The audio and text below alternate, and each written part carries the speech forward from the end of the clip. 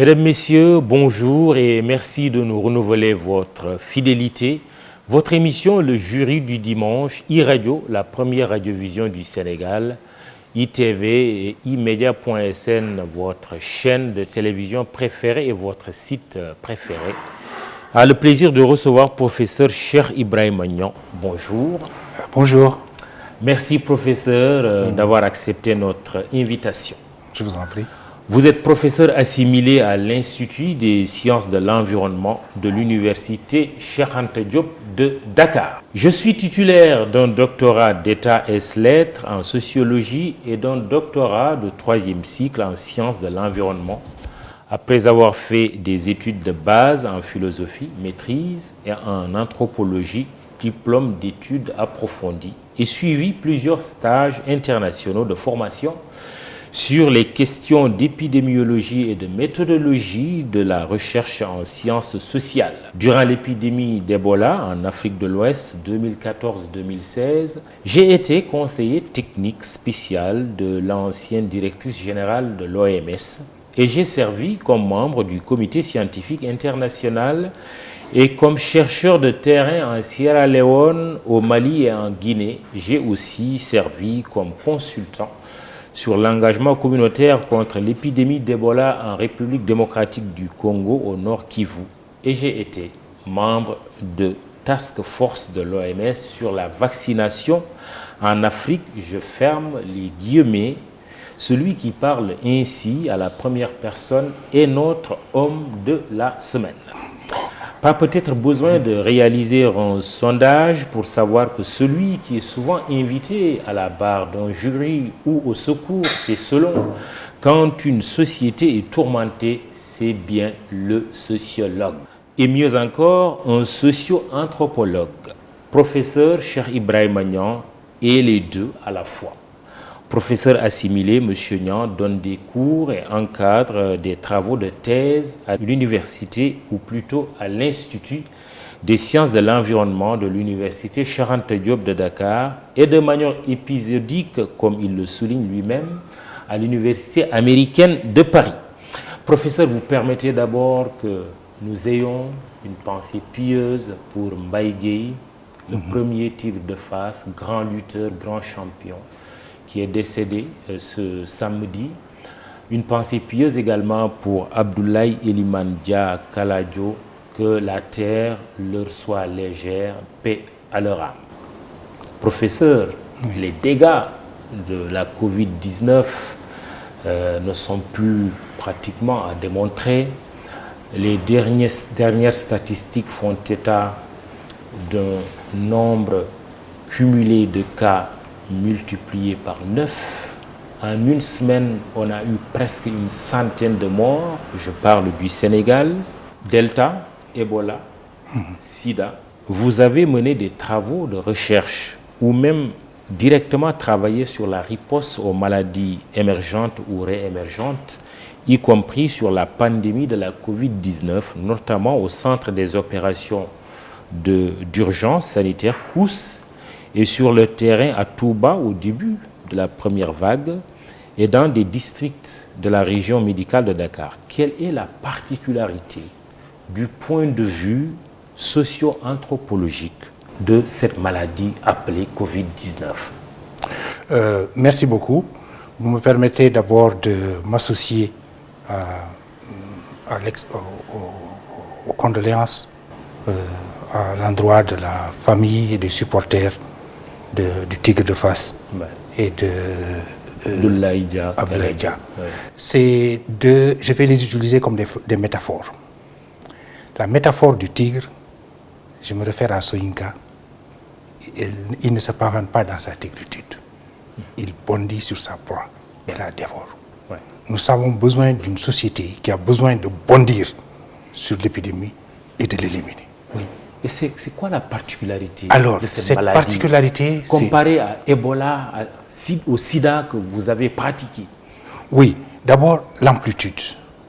Nous avons une maladie, une épidémie, à la fois du point de vue mondial et du point de vue local, qui touche un grand nombre d'individus. Et les variants se font de plus en plus contagieux et on ne voit pas le bout du tunnel. Parce qu'on parlait, au début on pensait qu'au bout de 3 semaines, 4 semaines, on en aurait fini. Après on parle de première vague, de deuxième vague, de troisième vague. On ne sait pas s'il y aura une quatrième ou une cinquième vague. Nous sommes dans le domaine de l'incertitude. Alors, quand les sociologues et les anthropologues travaillent sur les maladies, ils intègrent dès le départ la notion d'incertitude. Parce que l'incertitude a un fondement épistémologique. On ne peut pas résoudre tout, on ne peut pas contrôler, prédicter, faire la prédictabilité de tout en s'appuyant simplement sur les sciences exactes ou les sciences. L'anthropologie et la sociologie montrent l'inexactitude relative des sciences. Alors, c'est à ce niveau-là qu'on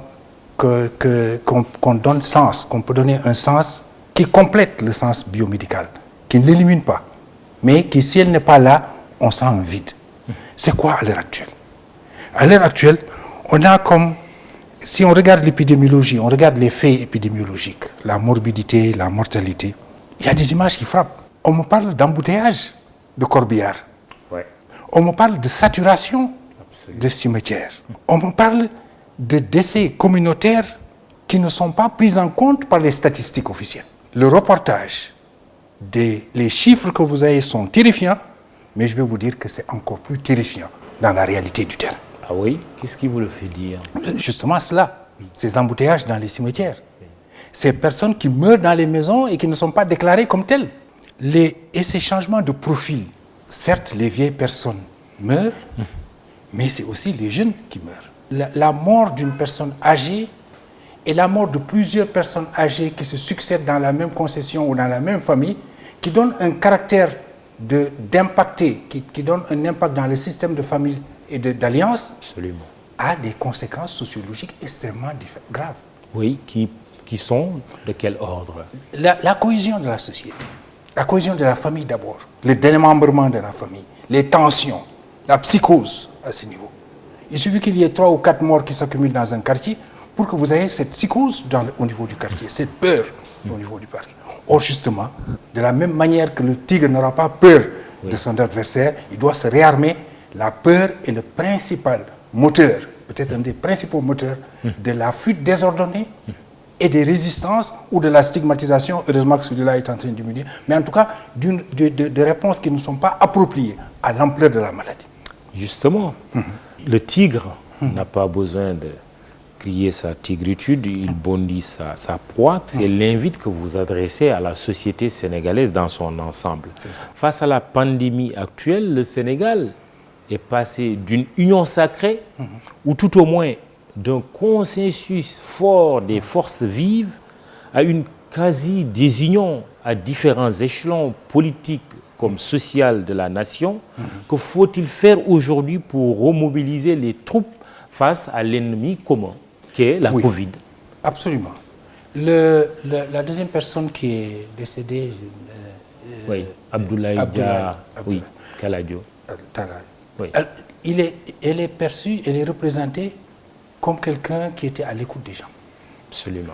Nous avons ici une violente attaque de l'épidémie contre Borom Bayrei, contre Borom Daradjaï. C'est-à-dire ceux qui ont un capital social et un capital émotionnel qui les rapproche de la population. C'est pourquoi vous avez de plus en plus de maires et d'élus locaux. Ça a été le cas de la première vague, mais c'est aussi le cas en ce moment au niveau de la troisième vague. Ce sont les gens qui sont en contact étroit, en contact humain, émotionnel. C'est l'humain. Des œuvres sociales ambulantes. Et surtout l'écoute. Oui, un maire qui ne va pas se rendre dans les funérailles, qui ne va pas présenter ses condoléances, peut-être dans le cas de Covid c'est différent, on va voir comment négocier tout cela, mais ce maire-là, il a beau dépenser son argent, les gens ne voteront pas pour lui, parce que c'est l'aspect empathique, c'est le capital d'empathie qui est mis ici en relief, et qu'on a retrouvé d'ailleurs, ce n'est pas le propre du Sénégal, ça a été l'une des principales armes d'Obama quand il a gagné les élections. Donc, c'est cette partie de la population, cette catégorie sociale capable d'empathie, capable de créer une cohésion qui actuellement se trouve extrêmement vulnérable. Alors, c'est vrai qu'au début, il y a eu cette union sacrée. Oui. Ensuite, bien avant la fin, le politique ou le discours politicien s'en est mêlé. Alors, dans la lutte contre les épidémies, dès que le politique prend le dessus, et quand je dis le politique, ce n'est pas seulement le pouvoir, c'est aussi le pouvoir et l'opposition. Dès qu'on utilise une épidémie pour obtenir des gains politiques des deux côtés, nous avons un rapetissement, nous avons une décrédibilisation du discours, parce que dès que vous dites quelque chose, on dit « Ah, c'est parce que Fingafar, vous êtes aligné ». Et c'est ce qui se passe aujourd'hui. Alors que justement, le discours technique, le discours scientifique est un discours qui cherche une neutralité par rapport au camp politique. Et un. De deux, pour avoir fait le Nord Kivu en zone de guerre et avoir fait les pays qui ont souffert du traumatisme des guerres et des tensions politiques, je sais que la politisation d'une épidémie conduit vers une catastrophe. Donc, si on peut demander aux acteurs politiques une sorte de trêve, on va régler nos comptes après. Mais pour le moment, on a besoin de l'unité de toute la société, quelles que soient les identités politiques, culturelles ou sociales. Mais comment remobiliser les troupes? Par rapport à ça, il faut partir de ce concept que Cheikh Anta Diop a développé, qu'il a associé à ce qu'il appelle le mode de production africain. C'est-à-dire que si vous regardez un peu l'histoire de l'Afrique, que ce soit la traite des esclaves, que ce soit la colonisation, que ce soit chez Cheikh Anta Diop, les inondations de la vallée du Nil, quand la société est confrontée à un défi qui la dépasse, elle fait taire ses querelles internes. Elle crée une cohésion, un bloc à partir duquel on fait face à l'adversité. Alors, comment faire cela? D'abord, il y a des valeurs qui dépassent nos clivages. Alors, parmi cela, c'est d'abord la conscience de qui souffre. Qu'est-ce qui souffre de nos querelles intestines?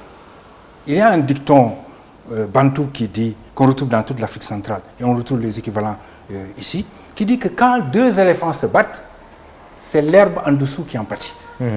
Peu importe les raisons pour lesquelles vous vous battez. Mais tant que vous vous battez, nous allons en souffrir. Il faut prendre conscience de cela. Et c'est à ce niveau-là aussi qu'il faut convoquer cette dimension de compassion et d'empathie pour faire taire les clivages et les tensions sociopolitiques et autres et parvenir à des consensus à ce niveau. Je voulais placer une question par rapport aux politiques. C'est ça. Puisque vous dites qu'on va toujours vers la catastrophe quand le politique se mêle de ce genre de fléau, en tout cas cette pandémie plus précisément, pour récolter des gains politiques. Parce que c'est la nature du politique. C'est la nature du politique. Mais comment justement, comment justement arriver à attirer l'attention des politiques alors qu'ils ont tous en ligne de mire les prochaines échéances électorales. Une élection présidentielle en 2024, des législatives en juillet 2022, des locales là encore plus proches en janvier 2022. C'est là qu'on va juger de leur capacité de sacerdoce, de sacrifice. Je sacrifie mes intérêts politiques immédiats, c'est sûr, si vous le faites, à long terme vous en gagnerez la sympathie et l'admiration de votre population. De la même manière que les politiques jugent, regardent les stratégies, les populations, les communautés les évaluent. Où est-ce que vous avez été? Surfer sur la vague ou les vagues de la Covid peut être contre-productif pour le politicien. Dans les deux sens, ça peut être contre-productif. Et ensuite, un appel à la patience. Soyez patient. Après la Covid, mais vous aurez suffisamment d'arguments pour mener vos combats et vos positionnements politiques. À partir du moment où on s'en rend compte, on voit aussi en même temps que plus l'épidémie va faire des dégâts, plus les politiciens des deux côtés vont perdre. Vous savez, quand Gandhi a lancé sa lutte de libération en Inde, ça a coïncidé avec à un moment donné, ça a coïncidé avec la Seconde Guerre mondiale. Mais il a dit, je n'attaque pas l'Angleterre en ce moment-là, parce qu'elle est par terre. La capacité de transcender des deux côtés va être un des critères extrêmement importants sur lesquels demain, quand on va rendre compte de l'épidémie, et quand on sortira de l'épidémie, on pourra voir, évaluer les attitudes des policiers. On ne tire pas sur une ambulance. On ne tire pas Dieu sur sait une qu'on a, des deux côtés. Dieu sait qu'on a des ambulances par ces temps qui courent, qui amènent des corps, qui amènent des malades. Justement. Ouais. Alors, c'est un peu cela. Et aussi, on ne récupère pas une ambulance. On ne récupère pas. Nous ne sommes pas au moment de la récupération politique. Nous sommes au moment de l'action. Parce que l'épidémie va partir, elle va disparaître. Toutes les épidémies vont disparaître. Toutes les pandémies vont disparaître. Le virus lui-même est condamné à disparaître, même s'il va se muter et donner la place à un autre. Mais, entre-temps, une épidémie, c'est d'abord le temps.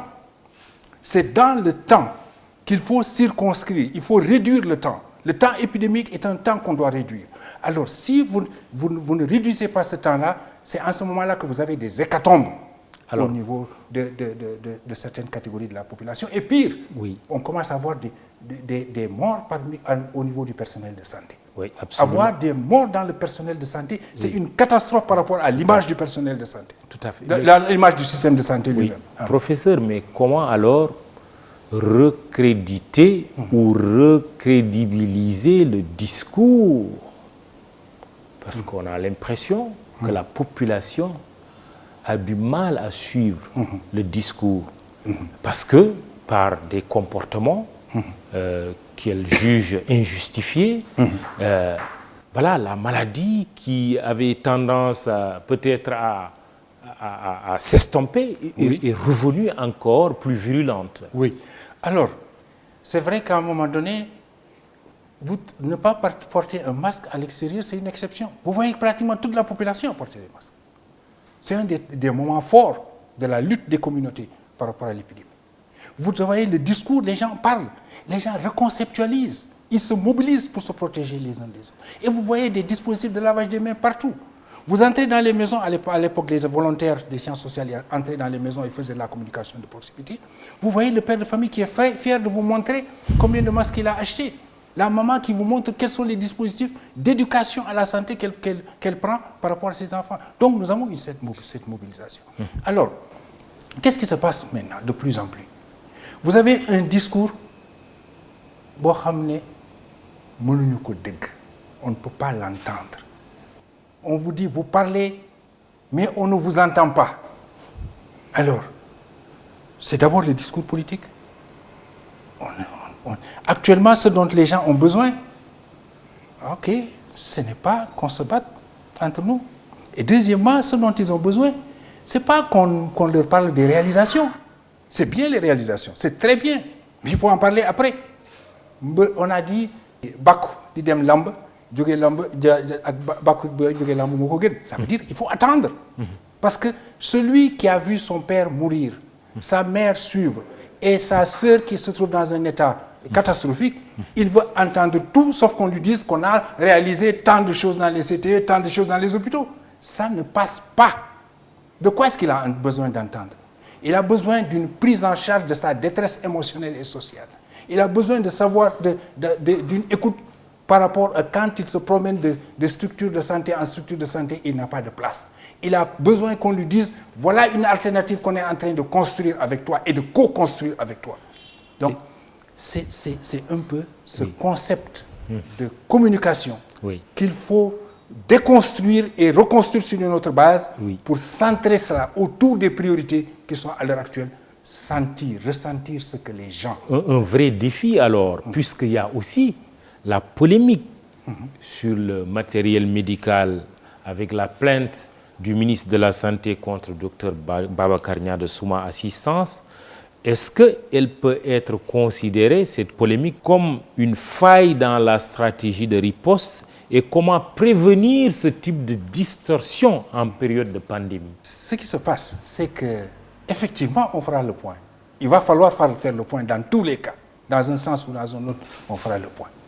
Mais à l'heure actuelle, est-ce qu'une plainte ne va pas créer un martyr? Est-ce que ça ne va pas amplifier des polémiques au niveau de la société? Ce sont des questions sur lesquelles il faut réfléchir. Toujours cette histoire d'empathie. Quelles sont les urgences et les priorités par rapport aux gens à l'heure actuelle? Il faut résoudre concrètement. Vous savez, quand il y a un feu dans une maison, on ne se limite pas à regarder qui a allumé les allumettes, qui a utilisé ceci. Non, il faut éteindre l'incendie d'abord. Et ensuite, on verra qui a été à la base de cela. Alors, c'est pour arriver à quoi? C'est cette voix des communautés qu'il faut faire ressortir, ces priorités qu'il faut faire, cette manière de voir les choses et de régler les problèmes concrets auxquels ils se posent, c'est à ce niveau-là qu'il faut recentrer, qu'il faut réutiliser les outils, certains outils qui sont très vieux. Vous savez, dans la communication, il y a le pathos, il y a l'éthos, il y a le logos. C'est-à-dire, qu'est-ce qui touche le cœur? Oui. Qu'est-ce qui touche les références morales, les guides, les gens qu'on prend comme exemple et qui, quand ils disent quelque chose, on y croit, même si on n'a pas la preuve que ce qu'ils disent est vrai. Et il y a le logos, c'est-à-dire l'enchaînement logique qui, ici, est encapsulé dans le discours scientifique. Mais ce n'est pas seulement celui-là. Il compte peut-être pour 10%, 20% de la persuasion. Il faut autre chose.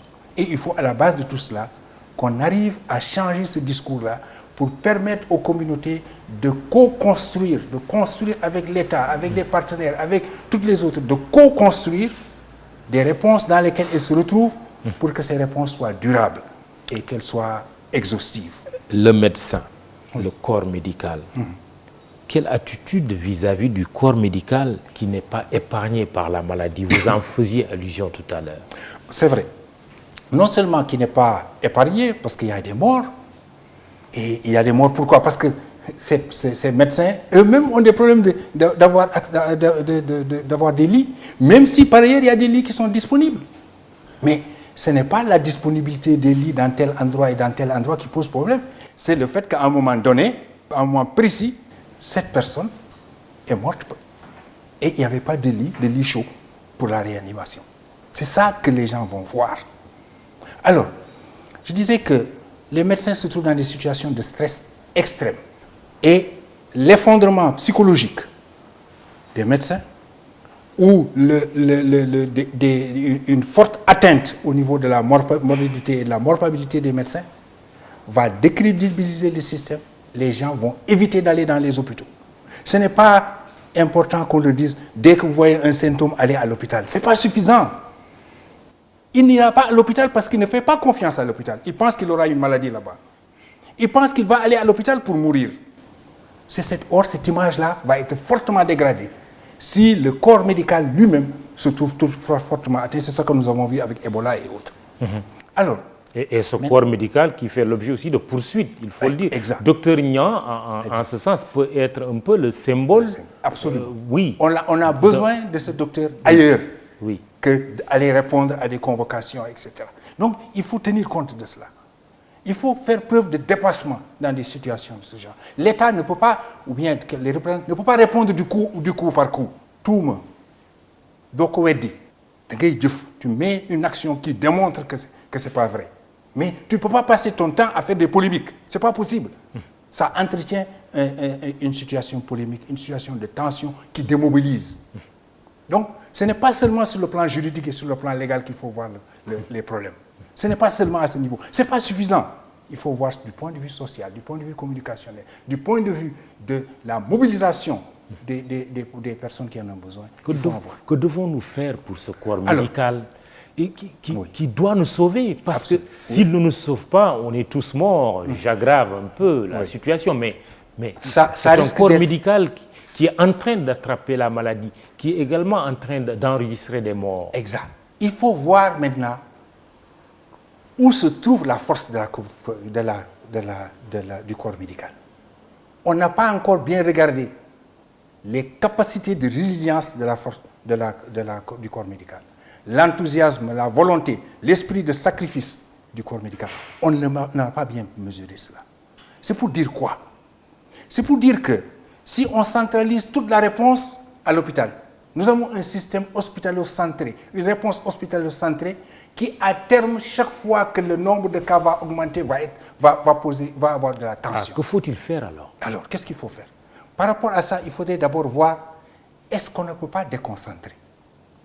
En tenant compte des expériences passées.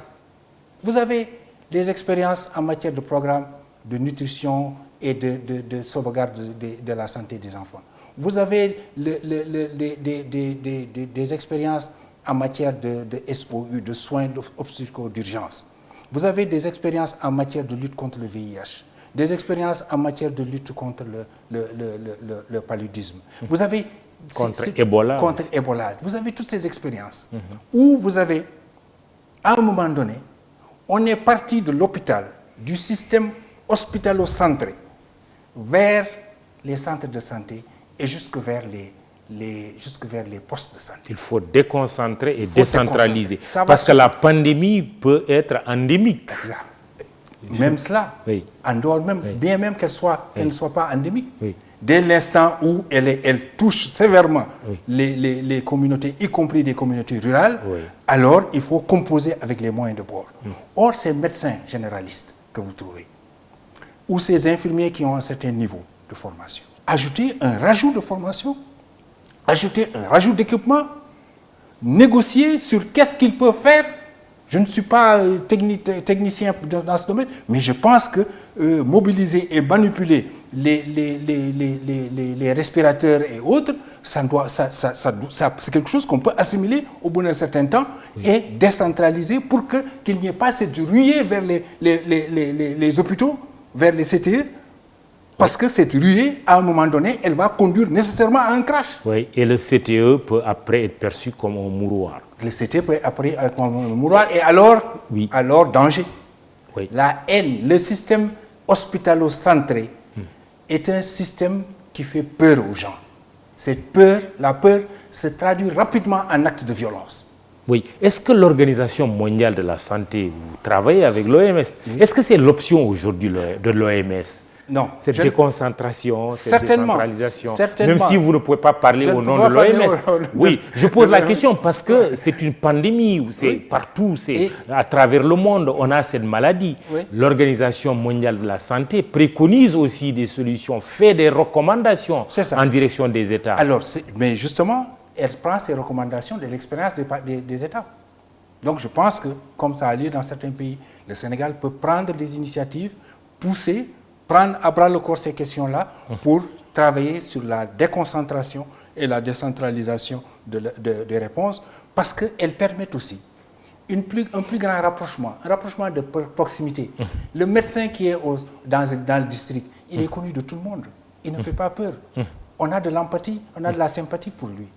Quand vous êtes à côté, ça veut dire que la communication que vous aurez avec le malade, c'est différent. Ça veut dire aussi, quelque part, peut-être les médecins ou hygiénistes vont en parler, peut-être il recevra de quoi manger, il recevra sa nourriture, parce que la nourriture est un acte social. Le malade à qui, vous allez voir souvent d'ailleurs, quand le malade est très grave, on lui demande, sa famille lui demande, qu'est-ce que tu veux manger? Oui. Parce qu'il y a énormément de souvenirs, il y a énormément de relations sociales, il y a énormément de cultures qui se projettent dans un repas. Ce n'est pas la même chose que le repas de l'hôpital et ça peut agir sur le stress de l'individu. Vous savez, une grande partie de la mortalité, selon les textes des médecins, est liée à l'augmentation du stress chez le malade. Donc, faire de sorte que le stress diminue, peut-être que ça va augmenter la résilience de l'individu, mais surtout, si le stress ou la vision stressante du système par les communautés diminue, ça rend plus acceptable le système de santé. Mais ça, c'est une partie de la réponse seulement. L'autre partie, c'est qu'est-ce qu'il faut faire en termes de prévention au niveau des communautés et au niveau de la société. Justement, le dispositif communautaire, si on peut l'appeler ainsi, doit-il être le même que lors de la première vague et de la deuxième vague? Vous savez, il y a beaucoup de choses qui se sont effectuées dans la première et la deuxième vague qui n'ont pas été documentées et qui n'apparaissent pas. Vous savez, dans les épidémies, surtout quand il y a une dose de stigmatisation, ou quand l'épidémie fait peur, quand elle est très, très létale, vous savez, une bonne partie des réponses ne se médiatisent pas au moment de la réponse elle-même. Souvent, on a besoin de confidentialité. Nous sommes un peuple de civilisation, des sociétés où on insiste beaucoup sur le souterrain. On doit faire des choses en souterrain. Donc, ce qui fait qu'il y a eu énormément d'actions que des volontaires en sciences sociales ont effectuées, mais ils l'ont effectué dans la discrétion. Ils ont d'abord refusé la médiatisation de ces interventions parce que ça posait problème. C'est pour dire que les phases ne sont certainement pas, ne sont pas les mêmes, de la même manière que les épidémies ne sont pas les mêmes. on apprend des leçons, mais on reconceptualise. C'est-à-dire qu'il y a eu des documents stratégiques, il y a eu des dispositifs stratégiques qui ont été mis en place. Il faut maintenant, il ne faut pas seulement copier-coller, il faut tirer les leçons de cela, les confronter à cette nouvelle réalité et reconceptualiser la réponse à travers des stratégies cohérentes. Et à partir de ce moment-là, nous allons apprendre à travailler entre les différentes sciences sociales, biomédicales, entre les différents leaders communautaires, entre les différentes personnes qui peuvent influencer les communautés, et avec aussi la force et la résilience qui se trouvent dans les communautés, notamment en travaillant sur la famille. Oui, justement, qui sont ces leaders communautaires? Une façon de reprendre un peu Oumar Modisso, question posée par les auditeurs. Il dit, je pense que pour limiter cette supposée troisième vague, l'État devrait miser surtout sur toutes les forces vives de la nation, ça on l'a dit. Il dit, les chefs religieux, la société civile, il y met les hommes politiques et même les dirigeants des ASC pour ensemble stopper cette pandémie. Il faut aussi du suivi dans les espaces de santé pour la bonne gestion de cette opération de lutte contre le coronavirus. Il a raison. Oui. Et on peut continuer, on peut élargir la liste. Il y a énormément de sources de crédibilisation du discours qui existent. Quand les jeunes dans les autres phases aperçoivent une personne âgée qui vient leur parler de masque, mais aussitôt, les Russes, ils ont une tendance à ne pas démentir, à accepter ce qui vient des personnes âgées. Donc, mais au-delà de cette liste qu'il faut élargir, il faut des dynamiques de concertation et de discussion. Il faut que nous waxtaan. Il faut que à tous les niveaux, jusqu'au niveau de la famille nucléaire, le niveau le plus bas de la hiérarchie sociale et des organisations sociales, qu'on puisse discuter. Parce que c'est dans les familles qu'on va trouver de nouvelles niches de vulnérabilité, qu'il y a de nouvelles chaînes de transmission. C'est-à-dire que l'individu peut avoir la maladie parce qu'il a été visiter une autre famille, parce qu'il a été notamment dans un décès, il rentre chez lui et il transmet chez lui. Donc il faut voir comment casser la chaîne de transmission au niveau de la famille. Comment? Et ça, c'est dans la discussion. Et ça, dans la centralité, dans la reconnaissance de la place centrale de la femme, dans l'éducation pour la santé et dans la fabrique de la santé au niveau de la famille. Il faut déconcentrer aussi la communication, parce que la remarque qu'on a faite, c'est que les bulletins quotidiens ont repris quand même au niveau du ministère de la Santé. C'est ça. Est-ce que ce qui est certainement une bonne chose, mais est-ce que c'est suffisant? Non, c'est peut-être une bonne chose, mais ce n'est pas suffisant. Parce que ce qui arrive dans les épidémies, à un moment donné, nous arrivons à un seuil de saturation.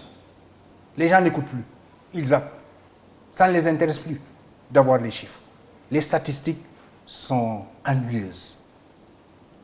Ça prête attention quand ça monte très fort, mais quand ça diminue, etc., les gens ne prêtent plus attention. Et encore, à un moment donné, ils zappent totalement. Parce que communiquer, c'est communicare. C'est-à-dire mettre les gens au même niveau. Il n'y a pas un qui communique, un qui informe et l'autre qui enregistre. Il faut que ça passe dans les deux côtés. C'est-à-dire, il faut que ce flux, cette interaction puisse être générateur de co-construction de réponses.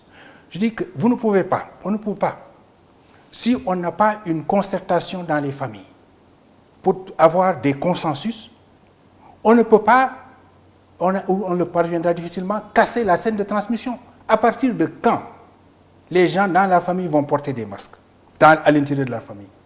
À partir de quand on voit tel et tel symptôme au niveau d'une personne, on ne s'approche pas de cette personne tant qu'elle n'a pas porté le masque et que tant que vous-même vous n'avez pas porté le masque.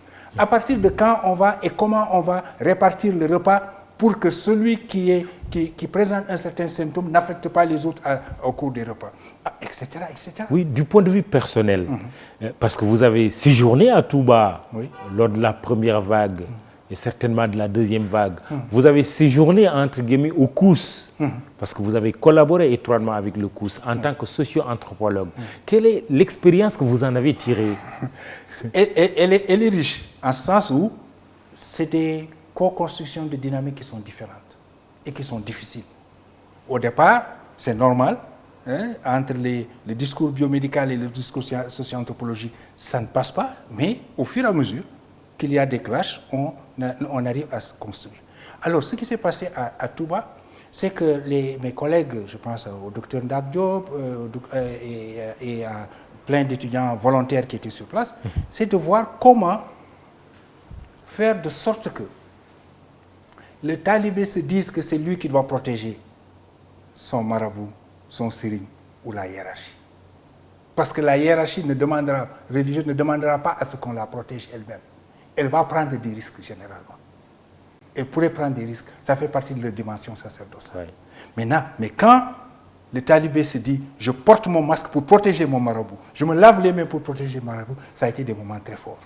Et ensuite, on a vu que puisque je vous dis que les femmes vont jouer un rôle très important, que dans le dispositif, dans la hiérarchie, dans l'organisation religieuse, les Sokhna avaient joué un rôle très important.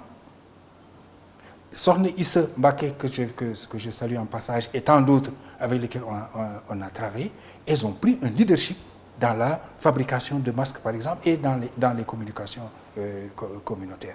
Nous avons vu aussi que les daïras qui tournaient autour des Sokhna mobilisaient des milliers d'individus, et que si on renforçait les capacités de ces leaders, certains ce sont simplement des leaders de femmes bataille, elles ont investi les médias et elles avaient un discours qui porte beaucoup plus loin et beaucoup plus fortement, qui touche plus l'éthos que les discours du médecin qu'il faut apporter en complément. Vous êtes toujours dans le dispositif. Vous savez, vous socio-anthropologue. Vous savez, la dimension personnelle n'est pas le plus important. Nous sommes simplement, nous avons été là-bas comme volontaires. Très bien. Au début, comme je le dis tout le temps, on a tapé sur la porte, on ne voulait pas nous ouvrir, mais à force de taper, on a fini par nous ouvrir. Et quand nous sommes entrés, on ne nous a pas dit de nous asseoir, et après on nous a dit de nous asseoir, et ainsi de suite. Le processus d'intégration de l'anthropologie et de la sociologie dans les dispositifs est lent. Et là aussi, à un moment donné, nous avons eu des difficultés pour boucler certaines opérations, parce qu'on ne s'entendait pas, il n'y avait pas assez de cohérence et de coordination par rapport à différents autres secteurs. Voilà. Mais ça, c'est pour dire encore ici que ça, c'est du passé. Le défi, il est actuel. Monsieur le ministre de la Santé, Monsieur le Président de la République, écoutez ce message de notre socio-anthropologue, professeur Cheikh Ibrahima Niang. On parlait des chefs religieux. Quand on parle des chefs religieux, on parle également des fêtes religieuses. Après la Tabaski, on a eu d'ailleurs un impact négatif. Il y a le Magal qui va arriver, les Gamou qui vont arriver et d'autres occasions de rassemblement. Le défi n'est-il pas d'obtenir un mouvement d'ensemble, un mouvement cohérent entre les contraintes médicales, le discours du politique et également le discours du religieux et du coutumier? C'est ça. En fait, c'est ça. Vous avez raison. Pour ce qui est de Covid, tous les rassemblements posent problème. On ne pourra pas contrôler la transmission du virus à l'occasion des grands rassemblements. Ça va être difficile en tout cas. Donc c'est ça le principe. Quelle que soit la nature du rassemblement, le rassemblement pose problème. Maintenant, qui décide du rassemblement? Suivant quelle logique? À partir de quel point fort de croyance et de représentation et d'adhésion à une religion ou à une identité? Ce sont des questions très profondes. Pas seulement médicales, elles sont aussi ontologiques, elles sont aussi théologiques, elles sont sociologiques. Alors, ce débat qu'il faut entretenir avec les leaders religieux n'est pas seulement un débat de l'État, du système de pouvoir, le gouverneur, le ministre, etc., qui va discuter avec la hiérarchie. Non, c'est aussi un débat de collègues scientifiques de toutes les sciences, biomédicales et sociologiques, avec différents éléments des différents échelons des hiérarchies religieuses. À partir de ce moment, on pourra espérer co-construire une décision consensuelle auquel les religieux pourront se retrouver. D'ailleurs, nous trouvons que dans certains cas, des religieux ont pris l'initiative de fermer leurs mosquées ou d'interdire certains rassemblements, etc. Parce qu'ils sont arrivés à cela. Maintenant, ce n'est pas des décisions autoritaires. Si vous posez des décisions autoritaires, il se peut que ça soulève des frustrations, des mécontentements et peut-être des résistances ou des formes de réaction violentes. C'est par la persuasion, par l'argumentaire, par la discussion qu'on arrive à co-construire. C'est aussi en utilisant les ressources locales. Quand nous avons été à Touba, nous avons travaillé avec une personne qui nous avait beaucoup marqué, c'est le docteur Souran. Parce qu'il était proche, très proche de l'ancien calife des Mourides, Serigne Saliou. Et il nous a introduits. Et chaque fois, il fallait au niveau des marabouts des coins, au niveau des imams, au niveau du frère, du fils aîné du calife à l'époque, co-construire, discuter avec eux, apporter des argumentaires, parce que c'est au niveau des logiques de discussion qu'on arrive à co-construire quelque chose. Maintenant, cela dit, ce n'est pas suffisant. C'est encore loin d'être suffisant. Et quelles que soient les décisions qui ont été prises, quelles que soient les situations dans lesquelles ils se trouvent, on n'est jamais dans des situations désespérées.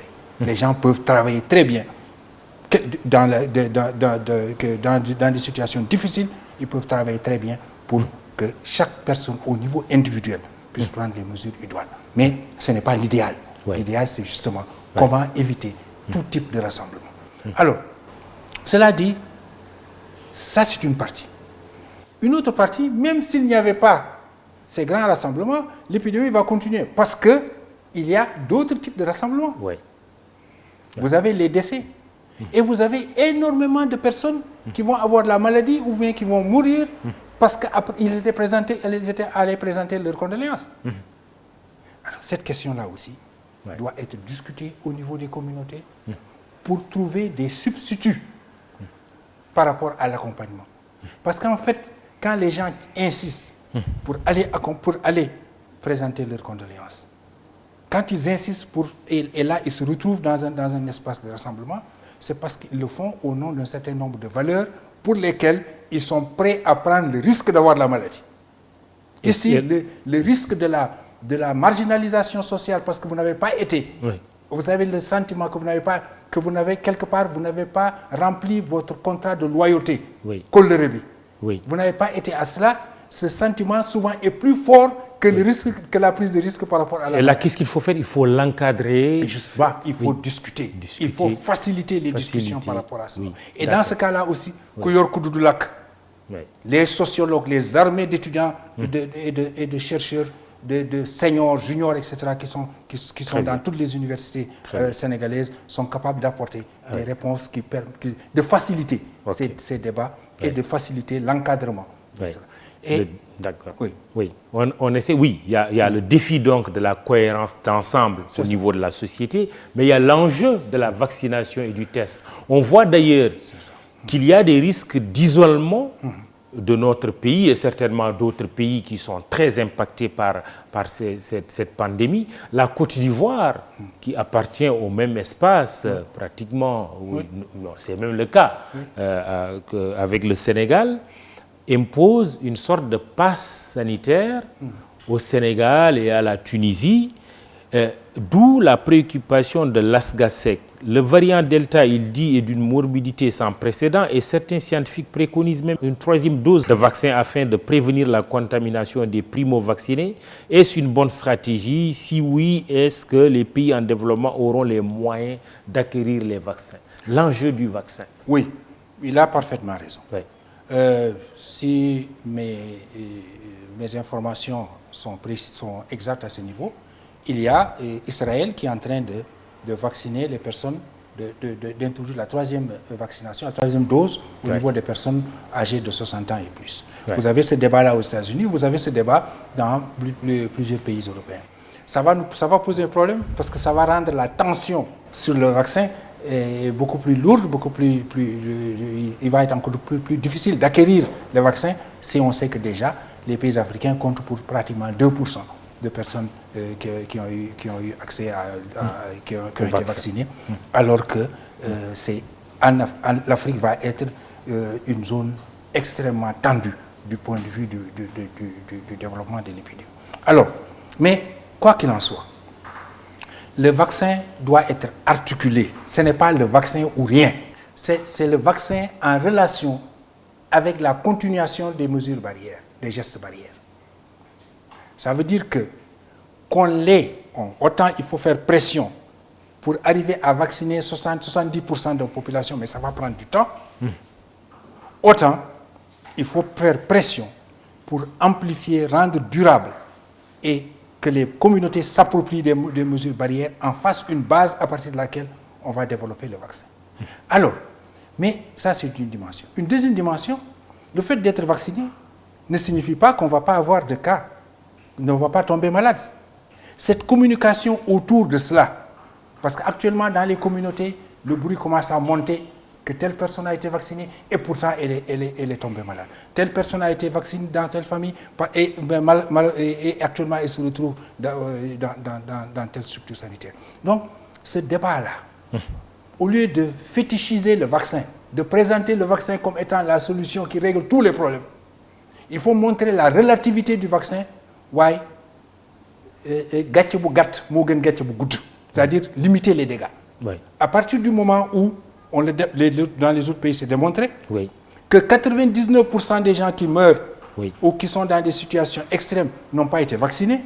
Le vaccin permet de protéger relativement contre les cas graves. Il faut se faire vacciner, le bon discours c'est il faut se faire vacciner tout en sachant que ce n'est pas suffisant. Il faut continuer à respecter les mesures barrières, à faire très attention. Et surtout, en discuter avec les gens et revenir à ces valeurs conceptuelles dont j'avais parlé tout à l'heure. Une épidémie, c'est une crise de concept, c'est une crise au niveau conceptuel et au niveau sociologique. Vous savez, si ça continue comme cela en Afrique, ce n'est pas seulement la Côte d'Ivoire ou autre. Vous allez voir les pays vont se barricader et vous allez voir les pays montrer que eux ils n'ont pas, c'est pas grave, ils vont présenter des chiffres biaisés et vous allez avoir ces tensions entre les pays et les communautés qui vont générer davantage de vulnérabilité. Très bien. Professeur Cheikh Ibrahima Niang, socio-anthropologue, invité du jury du dimanche. On va très rapidement terminer. Votre expérience Ebola, Sida, aujourd'hui Delta, pour parler de la Covid-19.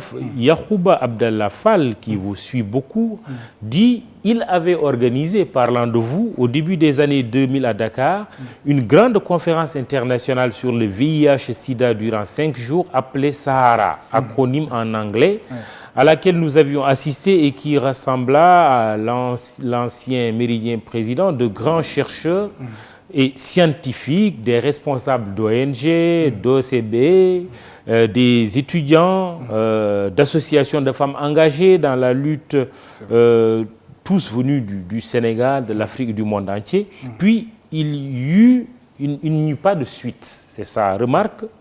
Peut-être lui demander pourquoi cela et pourquoi ne ferait-il pas renaître de ses cendres cette très importante organisation qui est Sahara et qui avait eu un grand succès. C'est ça. D'abord, merci. Et merci du commentaire. Et c'est vrai. Disons, Sahara est en train de renaître parce que, vous savez, ce n'est pas toujours évident quand les chercheurs et les scientifiques africains essayer de changer les paradigmes au niveau international. Ce n'est pas évident. Comment l'ambition de Sahara, c'était comment repenser le VIH à partir dans des contextes culturels africains et comment utiliser les concepts culturels comme étant des ressorts à partir desquels on va articuler des réponses modernes. C'est-à-dire que quand j'ai dit tout à l'heure, Balanga Kham Demba, Mademba Gen la Kham Demba, c'est-à-dire qu'on ne peut pas construire de réponses si on ne connaît pas ce que la personne fait déjà. Qu'est-ce qui est sa force? Où se trouve sa résilience? Et à partir de ce moment, on articule les technologies les plus modernes. Donc cette lutte a été engagée par Sahara. Et à un moment donné, je pense que nous avons eu des acquis, des résultats très forts, qui ont changé la manière de construire les stratégies de réponse. Et qui ont développé tout ce concept de réponse communautaire pour la prise en charge du VIH. Je pense que les sciences sociales ont joué un rôle important.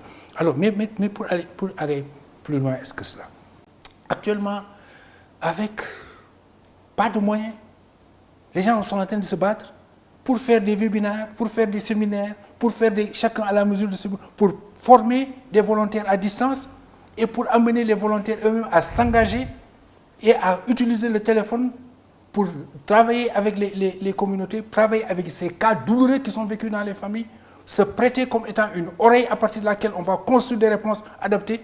Sur ces luttes-là que Sahara avait créées, ces luttes sont reprises en ce moment. Et si l'État, les gens est conscient de cela, vient aider à ce processus, c'est bien. S'il ne le fait pas, on continue, on va se battre. Et puis, il y a autre chose, professeur. Il y a nos croyances. Quand on tombe malade, la plupart du temps, le réflexe n'est pas forcément de dire « je vais consulter le médecin ». Oui. Dans cette lutte contre la pandémie, le choix de la structure ou de la personne qui vous soigne devient alors déterminant. Oui. Et c'est pour cela que cette question de Mohamedou Lamine Gueye est intéressante. Il dit pourquoi le Sénégal devient actuellement un pays d'astrologie, malgré nos religions qui condamnent cette pratique, et son avis sur la collaboration entre l'État, les sociologues et les islamologues pour lutter contre la pandémie. Il a parfaitement raison. Au niveau du COUS, nous avons beaucoup travaillé avec les religieux.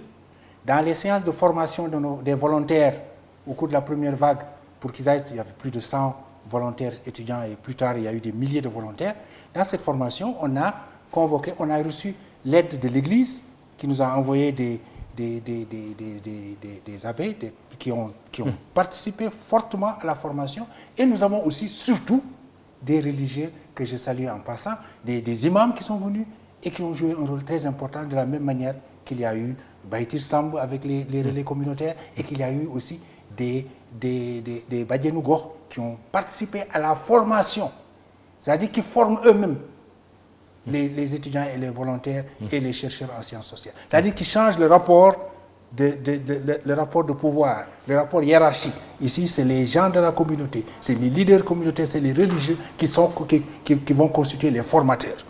Et alors, donc, quand cet aspect a été effectué au cours de la première phase, nous avons un capital d'expérience qu'on est en train de reconstruire, qu'on est en train d'articuler, de réarticuler, qu'on est en train d'utiliser pour un passage à l'échelle au niveau du pays tout entier, en mobilisant les ressources qu'il faut. Donc, mais je voulais attirer l'attention ici sur une société, une communauté. On regarde quel est le soubassement inconscient, le soubassement qui est en dessous. Qu'est-ce qui se passe en dessous? Le substratum qui est en dessous. Alors c'est là qu'on se rend compte que l'idée de croyance, l'idée d'espoir. Vous avez un malade, même s'il est mourant, vous lui demandez est-ce que tu vas bien? Il va te dire je vais bien. On ne dit jamais tane au moins. C'est comme si en disant tane au moins, vous provoquez le pire, vous attirez le pire. Alors, après on va vous dire tane wolof la, wala mi ngi tane rek. C'est dans les nuances là qu'on va avoir une idée. Mais pourquoi alors on tient à dire que Migitane? C'est parce qu'on doit entretenir l'espoir. Or, justement, ces charlatans que je mettais entre guillemets et autres, ils ont cette capacité d'entretenir l'espoir. Comment tirer les leçons de cela pour que dans le système médical, il y ait la possibilité d'entretenir l'espoir. Des vendeurs d'illusions. D'illusions dans un sens ou espoir de l'autre. Espoir de l'autre. Espoir de l'autre, parce que ça devient vendeur d'illusions à partir du moment où on l'exploite à des fins pécuniaires, commerciaux, où on cherche de l'argent par rapport à cela. Alors, maintenant, cet espoir qu'il faut entretenir, Yakar, Yakar de vous dire, de fort. Comment faire de sorte que dans l'engagement communautaire, ce soit la communauté elle-même qui prenne en charge cela, et quelle communication pour amener dans la famille des personnes qui vont jouer ce rôle de producteurs, de producteurs de l'espoir pour entretenir celle-là, parce que Absolument. Très bien. triche au baccalauréat, un jeune homme déguisé en fille pour composer à la place de sa copine, version à prendre d'ailleurs avec des pincettes. Retenons néanmoins la thèse de l'amour.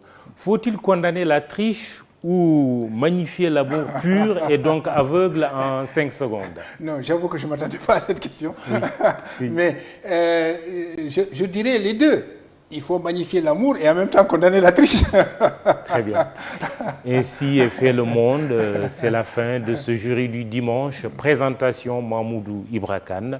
À la technique, Masmou Babacar Ndiaye, Iba Marsen et toute l'équipe qui les accompagne. Pour le compte de immedia.sn, au texte Djieba, à la photo Pape Doudou Diallo, réseaux sociaux, Biram Pouy et Fatimata Ba. Un hommage, encore une fois, pour terminer cette émission, à Mbaye Gueye, Tigre de Fass, Abdoulaye Iliman Dia Kaladio et Jacob Desvarieux de Kassav. Merci, bon dimanche, rendez-vous dimanche prochain.